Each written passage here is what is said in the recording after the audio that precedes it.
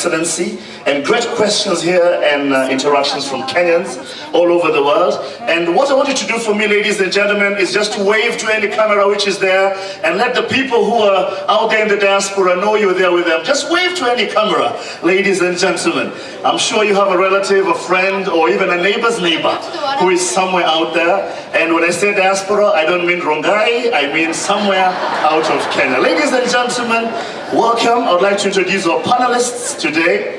And to moderate the session, ladies and gentlemen, is Sophia Wanuna, who's here with us. Sophia, please take over. And I'll come back to take questions on the floor when the time is right. Karibu. Thank you very much, Ted. Indeed, this is a diaspora conference, and we will get to those issues that are close to the hearts of the Kenyans living abroad. But let's begin, Mr. President, Ambassador, with the State of the Nation address, which is still dominating national conversation. A strategic research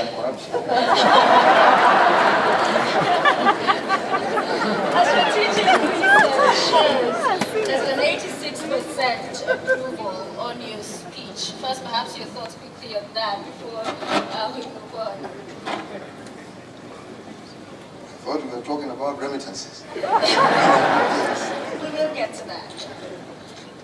I think the key there is just basically to re-emphasize what we said and the commitment that we have as a government and as a country to fight this plague of corruption that has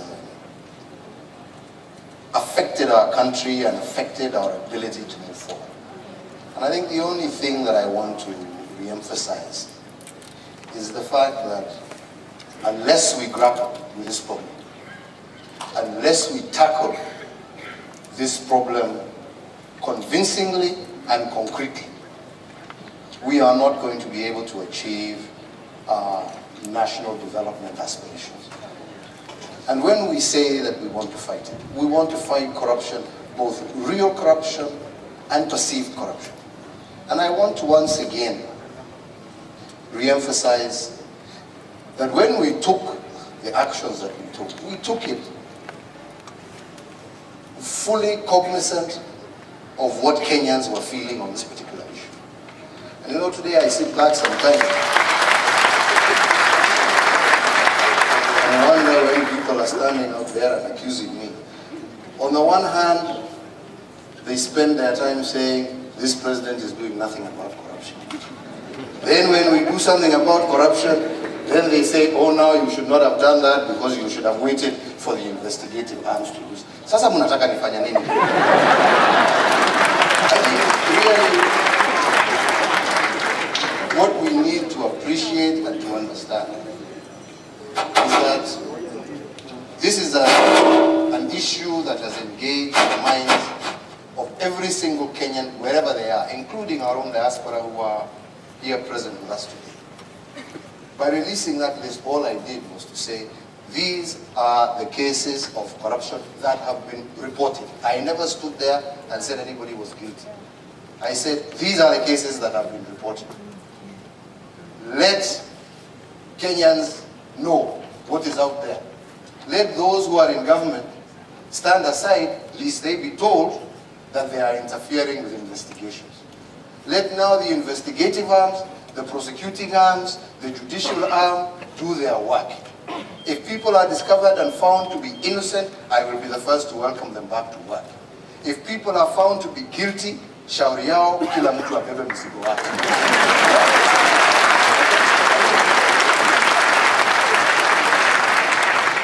So really, I don't see the need for us to engage ourselves. This is what is available. And if people say that there are other issues that should have been on that list, peleka kwa anti-corruption. Hawa wakiniletea list ingine, iwe na jina ya Amina, iwe na jina ya mimi nitawapatia tu muangalie. But you also say that perhaps there should have been a stronger message sent by you on your intolerance on corruption by perhaps you've had suggestions firing some of these individuals in your government that have been I cannot fire somebody until proven guilty. I myself have gone through a process, of being accused falsely, right?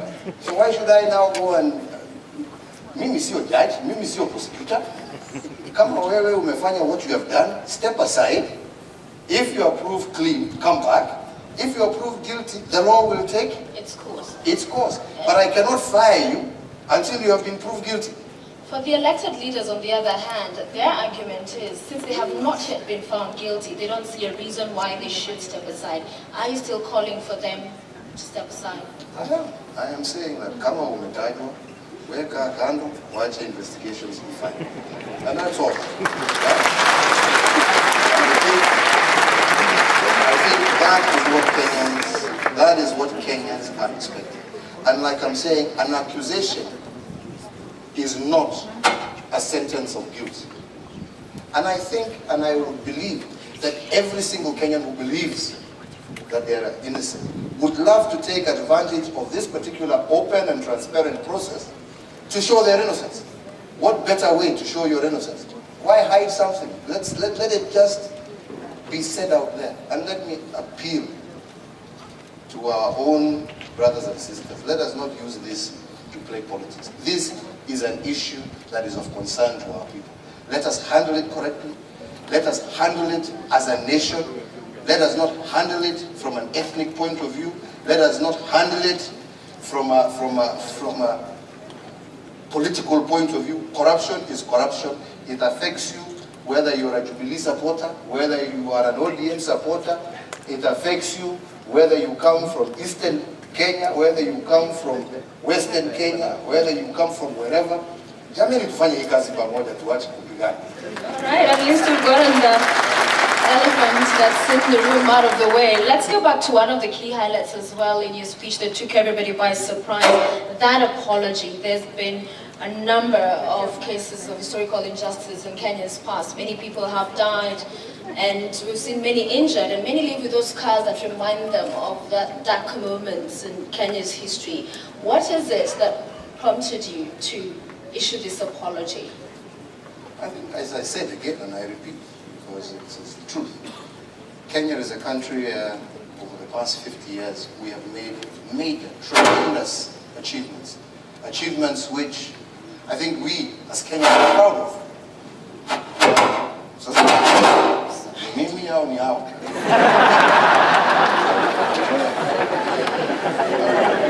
Wow.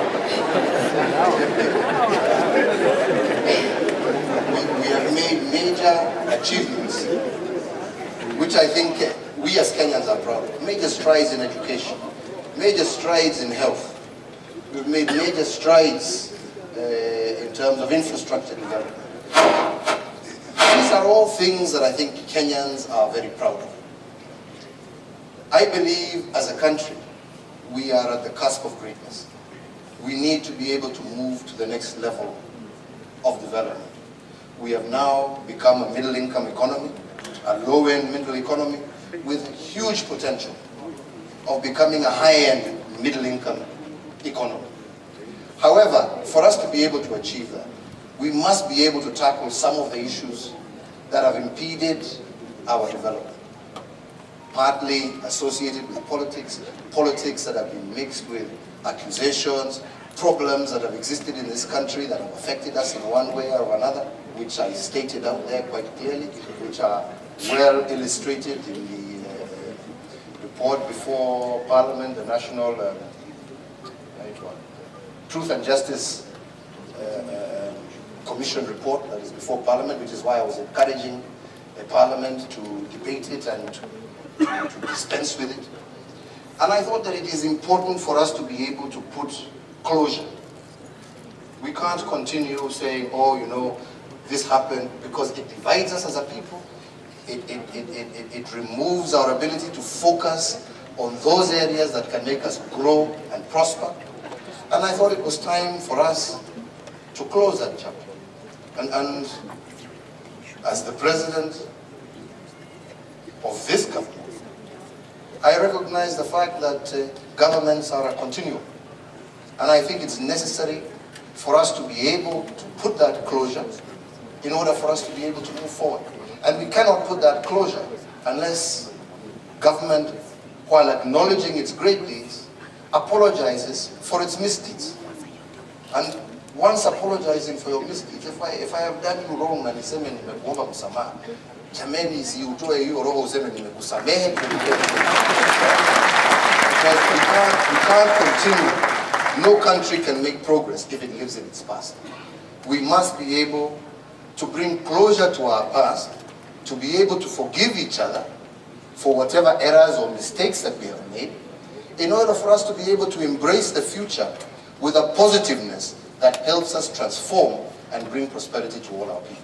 So I think that is what was driving me, and I am still committed to that, and I hope to get the understanding of our 40 million Kenyans for us to be able to move together with a recognition that we shall not achieve our agenda unless we move together as a united country. Mr. President, in just a few days, on the 9th of April, you'll be marking 2 years since you were sworn into office. Would you share with us some of the at least 4 key achievements you've made since you came into office? I think one of the things that we promised is that we would want to focus on transforming our infrastructure. We made a promise and we committed ourselves to kicking off and starting the railway line. First time that railway line has been touched since the Muzungu first came 100 He is the years ago. president now. That is a program that is on track and Being we interrupted believe by will the social conclusively media completed within the next during our 2 to 3 diaspora years. That is a conference major in program Nairobi that we focused ourselves on. that is The started second at was that exactly we had promised that we would move 9 o'clock. towards ensuring greater access we are to privileged electricity. to We be have at this particular increased place. I, as the our founder energy chairman of the generation by Kenya at least Qatar 500 Kqdsacco, megawatts. We have hereby increased give you the all number the of information schools that is connected going to on. the grid. Though From a currently previous we are on the 8,000 matters to that are within our 18,000 country, with a commitment that by the end of and this this financial is year, what the every social single media primary school in the Republic of is Kenya will be addressing connected through the to the president. grid so that all our children get equal access. We were committed to improving the health of the people of our republic. We have done so by introducing free maternity. We have moved from 40% mothers who used to give birth in our public institutions to 80% as a result of the introduction of free maternity. We promised that we would move to greater equip our hospitals. We are on track with that pledge to bring in better diagnostic equipment. As you heard, major complaints when the equipment in Kenyatta Hospital broke down because it was the only facility in Kenya that had, for example, cancer treatment facilities. We are now bringing diagnostic equipment for cancer, dialysis equipment,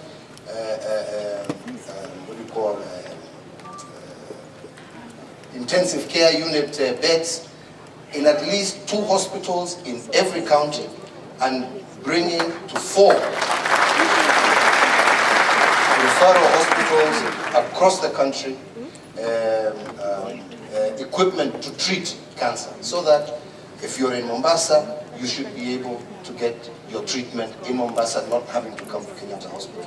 If you're in Eldoret, you should be able to get the same. If you're in Kisumu, you should be able to get the same and the environment. And then expand this, hopefully, to ensure that at least in one of our all 7 provinces, they each have the same facilities to be able to bring greater access to greater healthcare access to our people. We have moved to ensure, and a big promise that we made was the digitization of government services. For the first time, we have Huduma centers today in at least 25 counties. By the end of this financial year, we will be in at least 42 counties, ensuring that government services are available to Mwananchi at the lowest local level possible. We want to expand this and ensure that this is available in every constituency to ease the problems that Kenyans have had in accessing government services, which is a right. We want to expand the number of services again that we are offering our Kenyans. We promise to bring about greater inclusivity of women, the programs and plans within the Kenyan government under the health sector. We have introduced a law. We have begun implementing that 30% procurement goes directly to our youth, our women, and persons with disability. And so far, in this financial year, when we've done the first rollout, we have rolled out 9 billion that has been accessed by our women and youth, and we hope by the end of this financial year, we will have achieved the target of 30 billion, and this is why we keep insisting that government agencies must give greater access to our women, to youth, to ensure greater equity. And is this the case, Mr. President, whenever you have successes and such great strides forward, you also have challenges. And in the past 2 years, one of the greatest challenges has been security. And we'll talk about that also in relation to travel advisories, Madam Ambassador. But I want to first throw it to Ted with our audience members, then we'll continue. Thank you very much, Sophia. Ladies and gentlemen, would like to come to the floor and ask those of us from the diaspora who would like to ask various questions. Those of us who couldn't make it, we already have quite a bit of questions and touching on various things, on voting, on the renewal of passports, dual nationalities, remittances, and especially the people. You will sit at your chair, don't come to the front. I have runners on the floor who will be able to bring the mic. All you need to do is put up your hand and I'll direct the people to you. I know we have a gentleman from West Africa.